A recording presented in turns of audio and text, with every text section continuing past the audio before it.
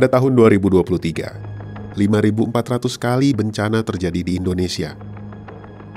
Jika dibandingkan dengan tahun 2022, karena dampak perubahan iklim, urbanisasi, dan perubahan tata guna lahan, jumlah bencana tahun 2023 meningkat tajam. Akan tetapi, jumlah korban jiwa, kerusakan bangunan, dan infrastruktur akibat bencana turun drastis dibandingkan tahun-tahun sebelumnya. Tercatat, jumlah korban meninggal dunia mengalami penurunan dari tahun 2021 hingga tahun 2023. Angka ini juga sejalan dengan jumlah bangunan dan infrastruktur yang rusak akibat bencana terus menurun dibandingkan dengan tahun-tahun sebelumnya. Kejadian bencana tahun 2023 didominasi oleh bencana hidrometeorologi kering, yakni kebakaran hutan dan lahan sebanyak 2.051 kejadian. Hal ini tidak terlepas dari dampak El Nino tahun 2023 yang tergolong moderat, sehingga tingkat kerawanan bencana kebakaran hutan dan lahan lebih tinggi dari periode El Nino sebelumnya, yakni di tahun 2019.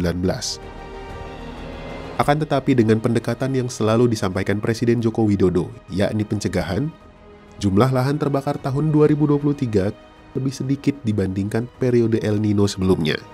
Pencapaian ini tentu saja tidak terlepas upaya pencegahan, mitigasi, dan kesiapsiagaan. Kita mungkin tidak bisa mencegah terjadinya bencana, tetapi kita bisa mengurangi dampaknya terhadap manusia dan ekonomi bangsa. Inilah esensi sebenarnya dari resiliensi yang berkelanjutan. Tidak hanya di dalam negeri, peran Indonesia dalam memberikan dukungan kemanusiaan juga terus dilakukan untuk Myanmar, Vanuatu, Libya, Sudan, dan Palestina. Dari aspek bencana yang bukan dari faktor fenomena alam. Setelah kurang lebih 3 tahun berjuang bersama, terhitung 21 Juni 2023, pemerintah memutuskan mencabut status pandemi COVID-19. Indonesia mulai memasuki masa endemi. Penanganan yang optimal ini juga ditularkan dalam penuntasan wabah penyakit mulut dan kuku, serta penanganan wabah rabies yang kini sudah terkendali. Sinergitas dan kolaborasi terus dibangun antar unsur pentahelix. Penanganan bencana yang makin kompleks ke depan tidak bisa hanya diselesaikan dengan cara-cara konvensional. Kita membutuhkan dukungan inovasi, digitalisasi, dan pengembangan teknologi yang berkelanjutan. Yang pertama, penting itu peringatan dini.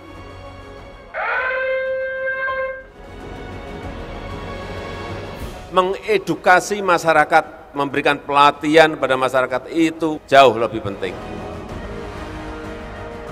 Masyarakat yang mendirikan bangunan itu konstruksinya arahkan, yaitu konstruksi yang anti gempa. Pemerintah daerah agar mengidentifikasi potensi bencana yang ada di daerah masing-masing. Memasukkan risiko bencana dalam rencana pembangunannya. Sederhanakan yang namanya aturan-aturan. Tantangan ke depan, kita akan menghadapi potensi ancaman anomali perubahan iklim yang lebih serius.